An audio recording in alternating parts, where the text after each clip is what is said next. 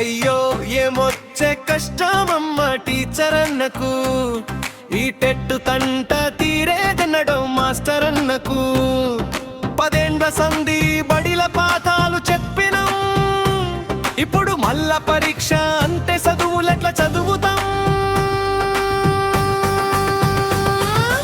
అయ్యో ఏమొచ్చే కష్టం అమ్మ టీచర్ అన్నకు, ఈ టెట్టు తంట తీరేదనడం మాస్టర్ అన్నకు. పొద్దున లేస్తే చలబడి అని పరుగు తీస్తాము, పైలన్నీ సర్దుకుంటా కుస్తీ పడతాము. ఇంట్లో పిల్లల గోడ, బడిలో రికార్డుల గోడ, ఈ నడి మంత్రపు టెట్ వచ్చి పెట్టింది పెద్ద గొడవ. పుస్తకం పడదామంటే బుర్రలకేమో ఎక్కదు, ఈ వయసుల పరీక్ష అంటే మనసు అస్సలు ఒప్పుకోదు.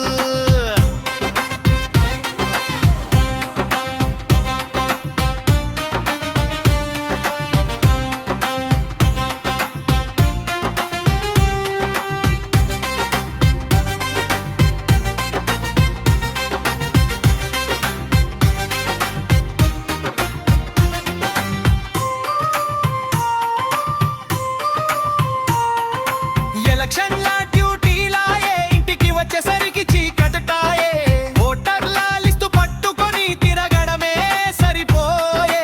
ట్రైనింగులు ఒక పక్క, బూత్లెమర్ పనులొక్క పక్క, చదువుకోనే టైమే లేక సచ్చిపోతున్నాం చూడక్క.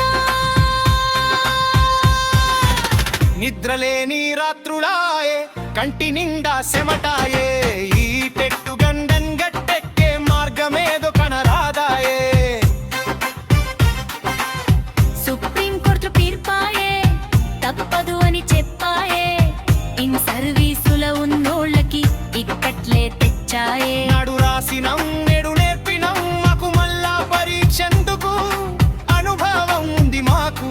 అక్షరాల సాక్షిగా సర్కారు కనికరించేనా, సడలింపులేమన్నా ఇచ్చేనా. అయ్యో ఏమొచ్చే కష్టం అమ్మ టీచర్ అన్నకు, ఈ టెట్టు తంట